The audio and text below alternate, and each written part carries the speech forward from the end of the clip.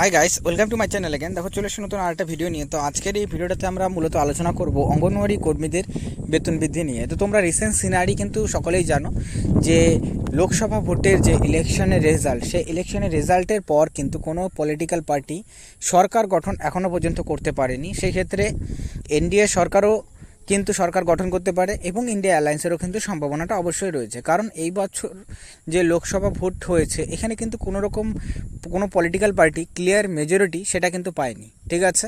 তো এই যে কোনো পলিটিক্যাল পার্টি সিম্পল মেজরিটি পায়নি, তো এইটার প্রভাবটা কি অঙ্গনওয়াড়ি কর্মীদের যে বেতন বৃদ্ধি বা আদার্স যে অ্যাক্টিভিটিসগুলো করানো হচ্ছে অঙ্গনওয়াড়ি কর্মীদেরকে দিয়ে, সেটার উপর কোনো প্রভাব পড়বে কি পড়বে না, তো এই বিষয়টা অবশ্যই খুবই একটা গুরুত্বপূর্ণ হয়ে যায়। তো সেক্ষেত্রে যদি বলা যায়, তো অঙ্গনওয়াড়ি কর্মীদের বেতন বৃদ্ধির সম্ভাবনাটা কিন্তু অনেকটাই বেড়ে যায়, ঠিক আছে। কারণ আমরা রীতিমতো কেন্দ্র সরকারের যে বিষয়টা দেখেছি যে পার্লামেন্টের মধ্যেও অঙ্গনওয়াড়ি কর্মীদের রীতিমতো বেতন বৃদ্ধি করানো হোক বা বেতন বৃদ্ধি নিয়ে প্রতিনিয়ত কিন্তু পার্লামেন্টে যে এমপিরা রয়েছেন তারা কিন্তু কথা উঠিয়েছেন যে কর্মীদের 15 থেকে 16,000 বা এরকম একটা যাতে ফিক্স স্যালারি করা হোক। কিন্তু কেন্দ্র সরকার বারবারই কিন্তু এই বিষয়টাকে এড়িয়ে চলেছে এবং রিসেন্ট পাস্টে যে ইন্টেরিয়াম বাজেট পেশ করা হয়েছিল, সেই ইন্টেরিয়াম বাজেটে কিন্তু শুধুমাত্র অঙ্গনওয়াড়ি কর্মীদের যে আয়ুষ্মান ভারত যে হেলথ স্কিমটি কেন্দ্র সরকার দ্বারা চালু করা হয়েছিল, সেটার আওতায় শুধুমাত্র নিয়ে আসা হয়, ঠিক আছে।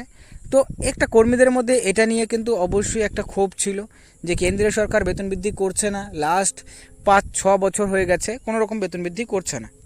তো সেই ক্ষেত্রে এবার কিন্তু পসিবিলিটিসটা অনেকটা বেশি যে কর্মীদের বেতন বৃদ্ধি করা নিয়ে, ঠিক আছে। কারণ যেই পলিটিক্যাল পার্টি সরকার গঠন করুক না কেন, কিন্তু এবার কর্মীদের কিন্তু বেতনটা অনেকটাই বৃদ্ধি হওয়ার সম্ভাবনা রয়েছে। এবং এই ক্ষেত্রে কত টাকা, এবং এইটা আরেকটা গুরুত্বপূর্ণ যেটা যে অঙ্গনওয়াড়ি কর্মীদের অনারিয়াম যে দেওয়া হয়, সেই অনারিয়ামের মধ্যেও কিন্তু একটা বিশাল বড় পরিবর্তন আনা হতে পারে। কারণ এবার কিন্তু যেহেতু কেন্দ্র সরকার যদি মনে করো এনডিএ সরকারও গঠন করে, তো সেক্ষেত্রে এনডিএও কিন্তু এই বিষয়টা অবশ্যই মাথায় রাখবে। কারণ যেহেতু তারা ইলেকশনে এবারে রেজাল্টে ভোট কিন্তু অনেকটাই কম পেয়েছে, মেজরিটি তারা পায়নি, তো সেই ক্ষেত্রে তাদেরও কিন্তু এটার একটা ইম্প্যাক্ট থাকবে। এবং সেই ক্ষেত্রে কর্মীদের কিন্তু নিয়ে এবার কিন্তু হয়তো অঙ্গনওয়াড়ি কর্মীদের বেতন বৃদ্ধি নিয়ে সেন্ট্রাল গভর্নমেন্ট অবশ্যই এই বিষয়টা নিয়ে বিবেচনা করবে। এবং এই ক্ষেত্রে এটার পসিবিলিটিসটা সবচেয়ে বেশি রয়েছে, যেটা আমি আগেও জানিয়েছিলাম।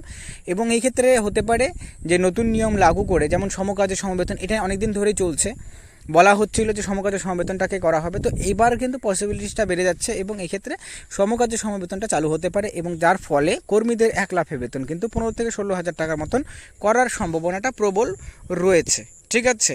আর এছাড়াও কবে থেকে হতে পারে, এটাও একটা কোশ্চেন থাকে, ঠিক আছে, কর্মীদের মধ্যে। তো সেটা হলে পরে হওয়ার যে সম্ভাবনাটা, সেটা কিন্তু সরকার গঠন করার পরই, ঠিক আছে। তো সরকার গঠন এখনও পর্যন্ত হয়নি, তো সরকার সম্ভবত এই 1 সপ্তাহের মধ্যে সরকার গঠন করা হয়ে যেতে পারে, সম্ভাবনা রয়েছে। যেখানে এনডিএ সরকার হোক বা ইন্ডিয়া অ্যালায়েন্স সরকার কিন্তু গঠন করার পসিবিলিটিসটা রয়েছে। তো সরকার গঠন করার পর যে নেক্সট যে তোমাদের যে বাজেটটা পেশ করা হবে, ফুল বাজেটটি, সেই বাজেটের মধ্যেই কিন্তু অঙ্গনওয়াড়ি কর্মীদেরকে নিয়ে কিন্তু বিষয়টা অবশ্যই করা হতে পারে। কারণ এখানে এনডিএ সরকারও যদি সরকার গঠন করে, তো সেক্ষেত্রে যে অ্যালায়েন্সগুলো রয়েছে, মানে আদার্স যে পলিটিক্যাল পার্টিতে রয়েছে, তারা কিন্তু অবশ্যই বিষয়টাকে তুলে ধরবেন। সেই ক্ষেত্রে কর্মীদের বেতনটা অবশ্যই বৃদ্ধি হওয়ার সম্ভাবনা থাকে এবং সেই ক্ষেত্রে 1 লাফে কত টাকা বৃদ্ধি করে এই বিষয়টাই দেখা রয়েছে। কারণ যেহেতু টোটাল 25 লক্ষ অঙ্গনওয়াড়ি কর্মী রয়েছে অল ওভার ইন্ডিয়াতে, তো এটার প্রভাব অবশ্যই ভোটে পড়েছে। তো এই বিষয়টা এখনই যদি কেন্দ্র সরকার না দেখে, তাহলে পরে পরবর্তী সময় কিন্তু আরও সমস্যায় পড়তে পারে। তো কেন্দ্র সরকার কিন্তু অবশ্যই এই বিষয়টা চাবে না, যার ফলস্বরূপ আমরা কর্মীদের বেতন অনেকটাই বৃদ্ধি হওয়ার সম্ভাবনাটা কিন্তু দেখতে পাচ্ছি। তো এটা নিয়ে যখনই আরও ক্লিয়ারিটি আসবে, আমরা অবশ্যই তোমাদের সাথে জানানোর চেষ্টা করবো। বাট এর ইনফরমেশনসগুলো খুবই গুরুত্বপূর্ণ এই একটা সময়, ঠিক আছে। কারণ রাজনীতিতে কিন্তু একটা বিশাল বড় একটা সমীকরণ তৈরি হয়েছে, যার ফলটা কিন্তু কর্মীদের অবশ্যই পড়ার